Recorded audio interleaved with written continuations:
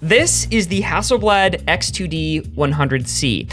And if you've never seen one of these cameras or you've never tried a Hasselblad, you might be curious what it's like to use one of these. Or maybe you've seen a camera like this. This is the Hasselblad 907X CFE 100C. Both of these cameras are 100 megapixels and can capture 16-bit RAW photos, which is unique and special and produces some incredible imagery. So rather than me talking about it, I'm actually gonna show you. We're gonna go through some of the photos that I've captured over the last 4 months of shooting with these cameras. But to start, a little bit of a disclaimer. So both of these cameras were sent to me by Hasselblad to produce a bunch of YouTube shorts and Instagram reels. I do get to keep these cameras, and they also reached out and asked me to do a long-term preview demo, basically this video that you're looking at now. So thanks to Hasselblad for sponsoring this video, and I'm gonna try to be as objective as possible. So rather than giving you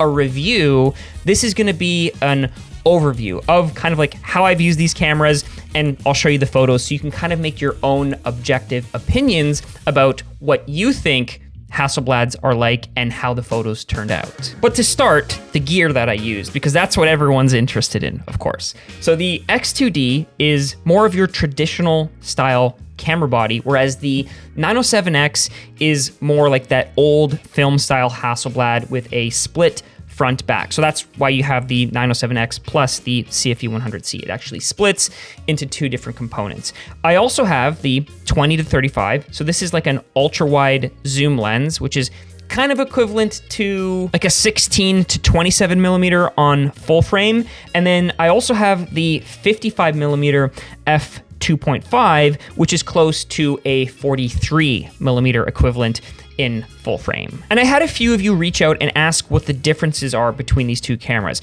I'm gonna save that for its own video because that will probably be a little bit longer in itself, but there are three main things that I look at when comparing both of these cameras. One is who it's gonna be intended for.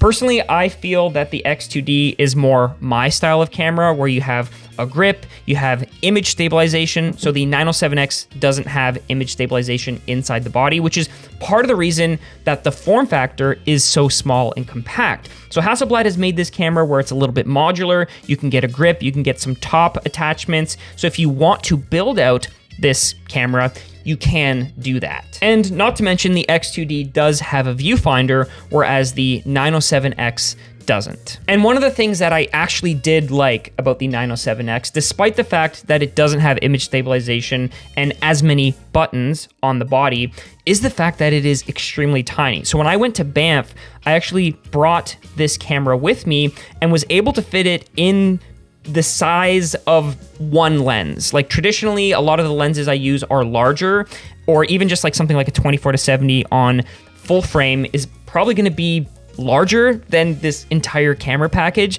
So the fact that I could take this, I have the lens hood on, so you can take that off and make it even smaller. But the fact that I could take this, fit it into my camera bag, pull it out for those moments when I want to capture a super high quality 100 megapixel photo is something that I wouldn't have even thought possible until I had the opportunity to test this camera. But enough of that. We'll save the technical things for another video and get a little bit more into the photos. I found myself slowing down and being very intentional when taking photos with both of these cameras and almost treating it like film, where I would go, okay, where is my subject? In this case, maybe my subject is this picnic bench with some of this like water beading texture and some of this frost that's on this foreground of this grass, and thinking, okay, do I have enough foreground? Do I need more background? How is it aligned? Is it level? Are my settings correct? And so instead of taking 10 photos, I would take one. Or, what is my subject? In this case, my subject is this coin binocular machine. I'm not sure what these are called. So if you know, let me know down below. But then maybe doing a wide angle shot that's a little bit farther back because, at 28 millimeters, I can still grab my crop tool, and I have a second version of this photo that goes from 11,000 pixels to, I've basically zoomed in to 50% because I still have 6,000 pixels here to work with. And I mean, you can still read, quarters only, 25 cents. So the detail that you're getting from a 100 megapixel sensor, the ability to crop is super flexible, which again is why in a case like this, I took a single photo at 35 millimeters because I still have all of this foreground texture, all of this really interesting moss. But then if I want, I can zoom in and see that it's 4,867 feet above sea level. I have all this really wind-blown snow frost texture on the side of these like cedar shakes on this like research weather silo. Like I don't need to recompose this. I need to compose it once, make sure my settings are good, and then if I want, I can crop this later. But you might notice that I really like center framed subjects because it makes it very obvious what this photo is about. In this case, of course, had to take some lifestyle photos in front of Lake Placid at the top of Whiteface Mountain. And of course, you take some without the subject too, in case you ever want to print this or hang it on your wall, or you want that nice clean landscape shot. And now, while we were in upstate New York, the Adirondack Whiteface Mountain area, we did several hikes. One of them was this one, which is kind of a little bit of the reason why 100 megapixels in some cases can be too much. Because if I go to the unedited version of this photo and I zoom in, you'll see that I removed a few things. I think there's like a little church here, there's a construction site, and then there's this road.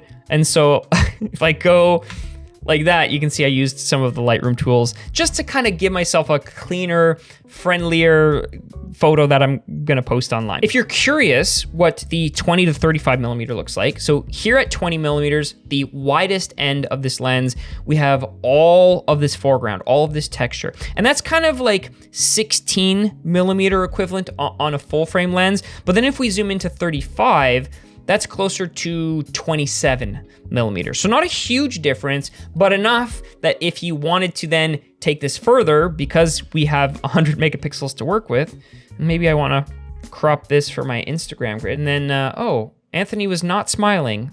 Look at that. He is just, maybe he should have smiled a little bit and remembered that the Hasselblad can actually zoom in this far. That is the edited version.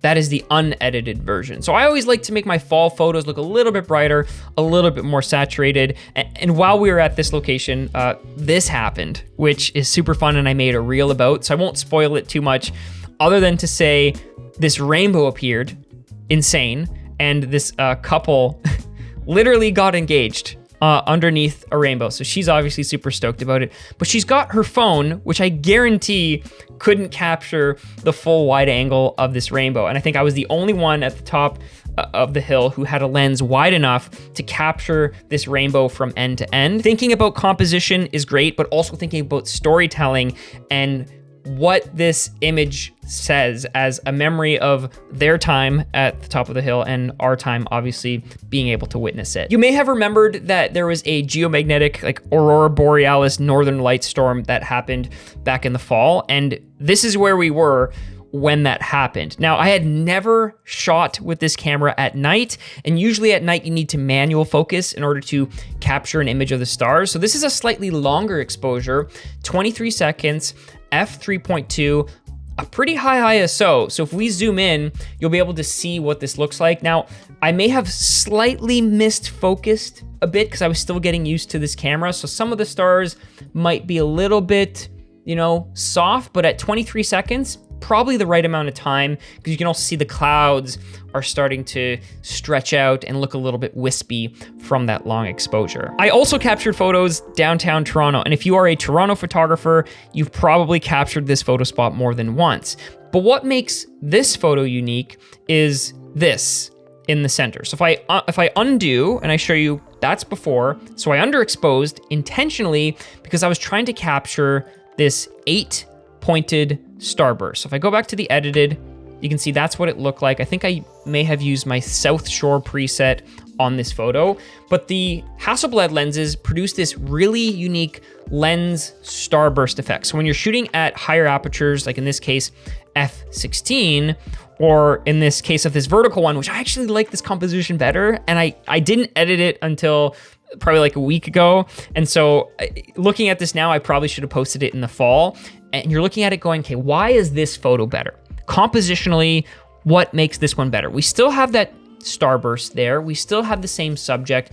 Anthony rotated his camera. So like why do I like this one better? Or maybe you don't, so let me know down below. But the reason I like it is the framing. So instead of just having a blank road in front of us, or maybe like a car or a bike sitting there, which, you know, maybe having a biker there would be cool, we have this arrow, which is this very strong compositional element, and this tree, which is a very strong compositional element, kind of doing like opposite movements, almost like hugging the building and filling in that void foreground space. Now, I did do a little bit of cleaning up because there were tons of oil stains on the road from people pausing at the light before turning. So there is the unedited, underexposed version, you know, me thinking to keep as much color in the sky as possible. There is the edited version, I think, with using my South Shore preset. But architecture is a great example of what to capture with this lens. In this case, you know, me looking up at this Calatrava atrium on Bay Street, super cool, you know, making sure I retain a lot of that blue and a lot of that color in the sky, but then skyline shots. So whether you're doing architecture or big expansive views, I think this is an application for particularly the X2D, if you are someone who is going to be doing a lot of street photography, a lot of architecture photography. You know, here I can get all the details of the building. I can read, look, what does it say? Toronto Star? I can see the Toronto Star logo. There's a few elements going on in this photo that you'll see in another photo coming up, but I want to point out a few of them to you now. So this is one of my favorite hiking spots, like in the Toronto area. I'm on this like hilly incline with this stair, and the stair is naturally pointing towards the subject, which in this case is me. So we have this line. So I'd set my camera up on a tripod, so this is a self-portrait. So I had to do like 20 of these before I finally got myself in the right position. But the line of the railing, the line of the stairs kind of like pointing, and then we have this frame. So we have the frame of the two trees, which is kind of saying like, you know, this is where to look. Again, focus in on here. And then of course we have the nice fall colors and the contrast between, you know, the orange leaves that have already fallen on the ground and then these evergreen trees that are kind of up in the space. So thinking about color, thinking about line, thinking about texture. And in this case, I am a little bit backlit or maybe a little bit side lit. So the light on the side of my face is creating that nice fall off so that I'm not like too shadowy. And of course, you know, when you have access to a Jaguar E-Type, you have to capture photos of it, especially at 100 megapixels. So this was handheld. This was ISO 200. This was closer towards the end of the day. So we're looking at a lower light condition, 35 millimeter, 1/50. So that image stabilization on the X2D is definitely helping here, because if I zoom in, I'm gonna go into 300%, you know? We're seeing all the pixels, but you can actually read, you know, the Jaguar logo. What does it say? Right side? Unedited, that's what it looked like. So already a great photo. I think I threw my Lost in Japan preset on just to give it a little bit more of a green vibe. And again, add that contrast between the orange and the green, which for fall photos, I absolutely love. Or in this case, you know, where all the leaves have fallen on the ground and we drove this Jaguar into the middle of the forest, which some people probably won't like. But here's the unedited. Here's the edited, not too much of an edit, but it's one of those moments that you absolutely need to capture because of how unique it is. And of course, you know, when you have your fluff buddy, your pal over here, unedited, edited. Typically when I'm doing cars, I want to underexpose a little bit to maintain the detail and the color in the headlights, but you get the idea. Speaking of strong center framed subjects, we are now on the 55 f2.5, and that lens is going to be closer to a 43 millimeter equivalent on full frame, which is pretty close to my favorite focal length of 35 mil. But then when we edit this up, you know, that's going to edit up really nice, kind of going for that wintry vibe, that color contrast between the desaturated snow and the very vibrant cabin.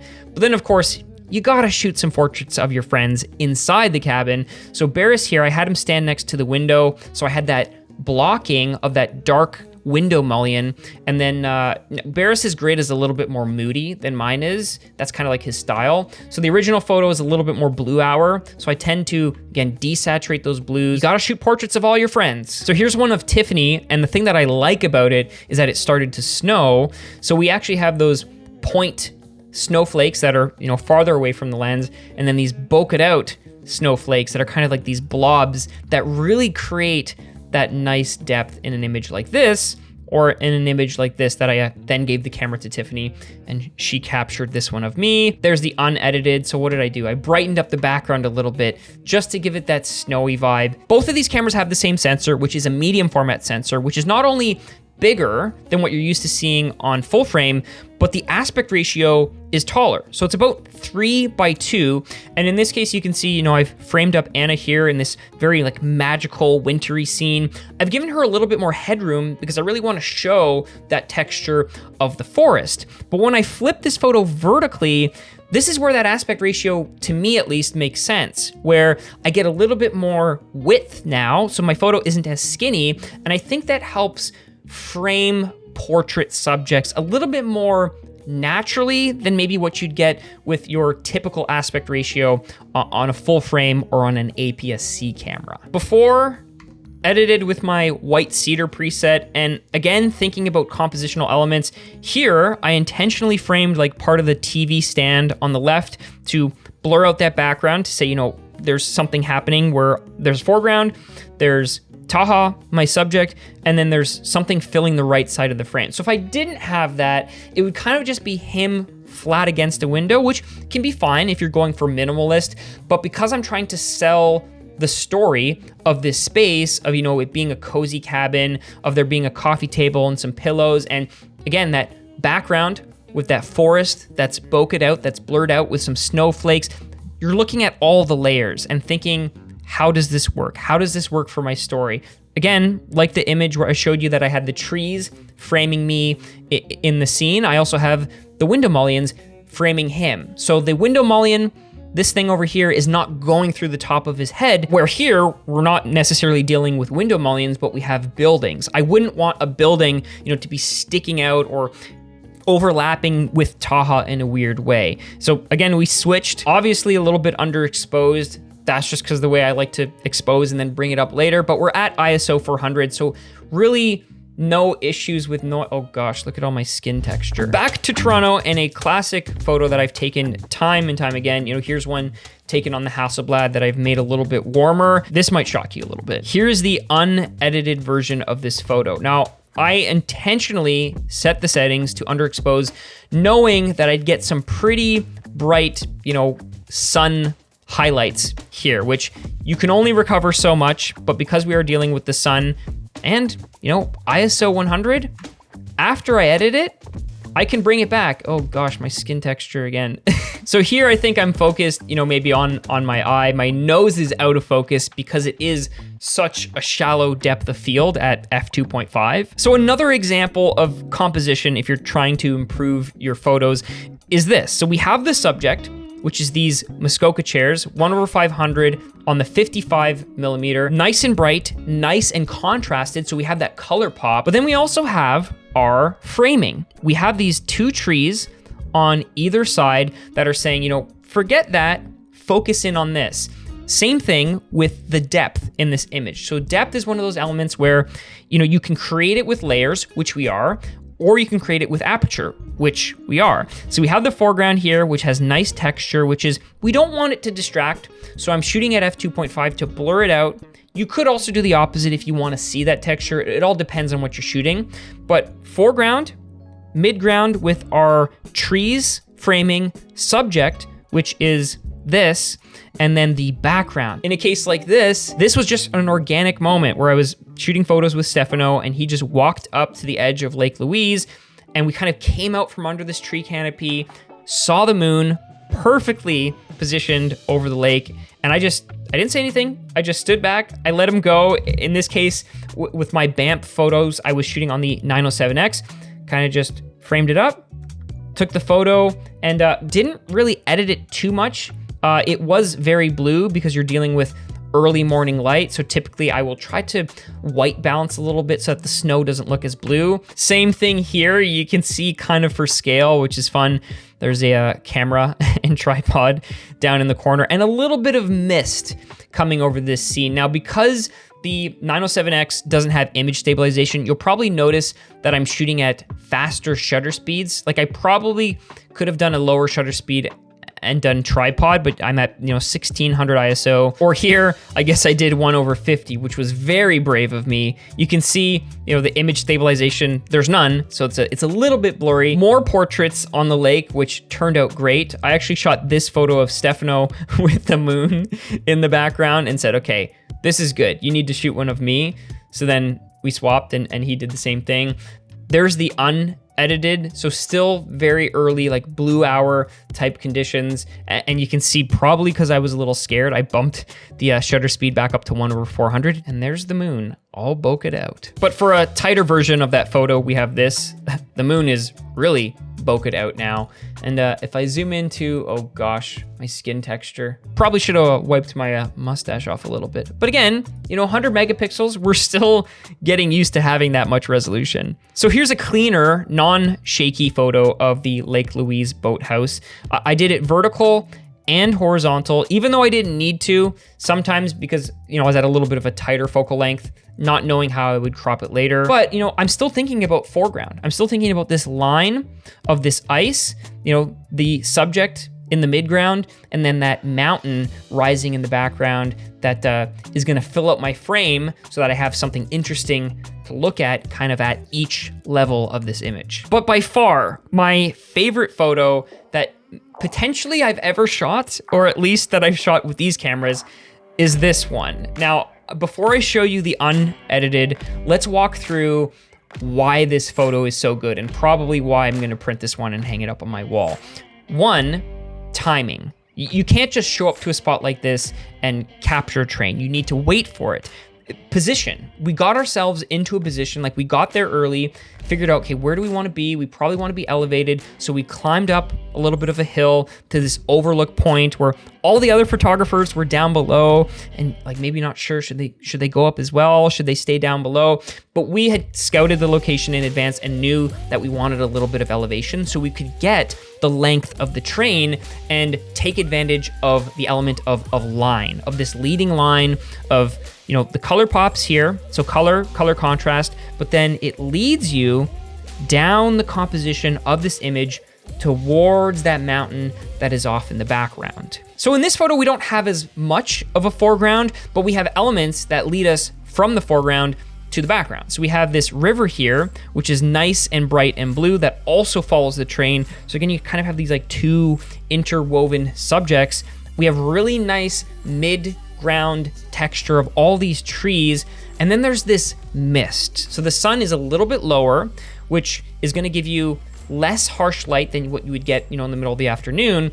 But then because it was being obscured by a little bit of haze, which you can also see some of the snow and haze blowing in between the mountains, the lighting kind of had this soft, ethereal, almost mist-like glow to it, as if you were using a mist filter, except we weren't. So here is the unedited version. And of course, I've white balanced it so that the snow looks a little bit more white in the shadowy areas, but you can see there's just a natural mist everywhere, which is gonna soften that photo and really make it amazing to edit because you have 100 megapixels and because you have those 16-bit raw photos. And adding a little bit of warmth to an image like this absolutely sells it for me. And lighting is always going to be important, to light up your subject, to light up your background, to make sure it's either the right intensity, the right softness, so that when you do capture a photo with your Hasselblad, whether it's the 20 to 35, whether it's the X2D, the 907X, or the 55 millimeter. So hopefully you've enjoyed this. Hopefully you have a sense of what's possible on these Hasselblad cameras. And if you learned something new about these cameras or about composition or about lighting or about anything that I mentioned, let me know down below, or let me know what else you want to see from these cameras, because I do get to keep them, which is fun and awesome. And thanks to Hasselblad for partnering with me to allow me to create these shorts and these reels and these YouTube videos. So hopefully there will be more in the future. And until the next one, grab your camera, get out, and go shoot photos.